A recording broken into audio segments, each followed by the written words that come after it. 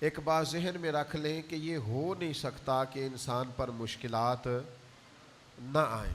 بہرحال مشکلات آئیں گی، یہ اچھوں پر بھی آتی ہے اور بروں پر بھی آتی ہے۔ صرف اتنا فرق ہوتا ہے کہ اچھوں پر آزمائش کے لیے آتی ہے اور میرے جیسے گناہگاروں کے لیے بعضوں کا سزا بن کے آتی۔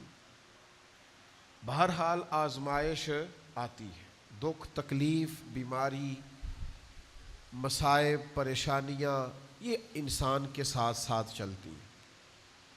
اب ہوتا یہ ہے کہ ہم مختلف قسم کے رویے آزمائش کے وقت ان کا ہم اظہار کرتے ہیں، ہماری مختلف حالتیں ہو جاتی ہیں جب آزمائش آتی۔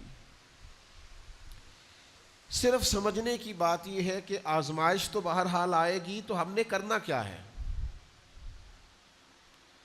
اب بہت سارے لوگ ان کو پتہ ہوتا ہے کہ گرمی کا موسم آ رہا ہے، تو اس سے پہلے وہ کیا کرتے ہیں؟ جن کے پاس سہولیات ہوتی ہے وہ اپنا اے سی ٹھیک کرا لیتے ہیں، اس کی ریپیرنگ کا کوئی کام کرنا ہو کرا لیتے ہیں، جن کو وہ میسر نہ ہو وہ پنکھوں کو صاف کر لیتے ہیں۔ کچھ لوگ سمجھتے ہیں کہ میرے پاس لباس سارا موٹا ہے تو میں باریک موسم کے مطابق لباس خرید لوں، بنوا لوں۔ سردی کا موسم آتا ہے تو ہم نے دیہاتوں میں دیکھا تھا کہ ہماری مائیں پرانی رضائیاں بھی نئے سرے سے تیار کرا لیتی تھیں، ان کی تیاری کرا لی جاتی تھی، تو پتہ ہوتا ہے کہ یہ موسم بہرحال آنا ہے۔ پھر حکومتیں بھی کچھ تدابیر کرتی ہیں، کچھ ویکسینیشنز ہوتی ہیں کہ یہ اس مرض کا اس موسم میں پھیلنے کا خطرہ ہے، تو کیا کیا جائے؟ تو کیا یہ جائے کہ اس موسم کے لیے اس بیماری کے پھیلنے کا خدشہ ہے تو اس کی یہ ویکسینیشن ہے، یہ وقت پر کرا لی جائے تاکہ انسان جب وہ بیماری آئے تو آنے سے پہلے اس کے پاس تدابیر موجود ہو۔ آزمائش تو آئے گی، کرنا کیا ہے؟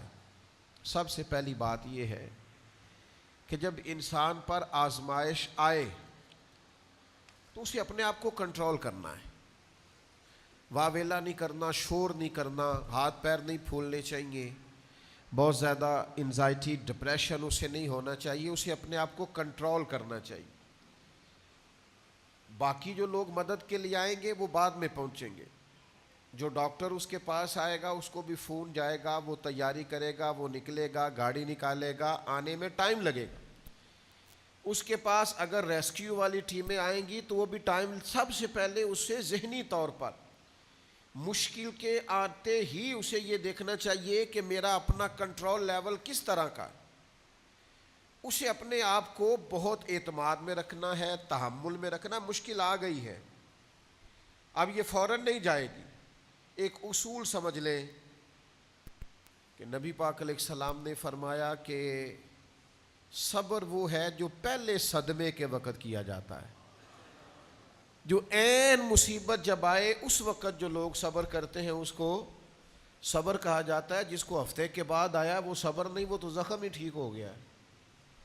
جس نے 1 مہینے کے بعد کہا ہے مجھے صبر آ گیا ہے، تو وہ تو اب تو زخم ہی مندمل ہو گیا، اب تو وقت نے مرہم پٹی کر دی۔ تو سب سے پہلی بات یہ دیکھیے کہ خود پر آپ کو کتنا قابو حاصل ہے، آپ نے خود کس طرح کا رویہ کرنا ہے۔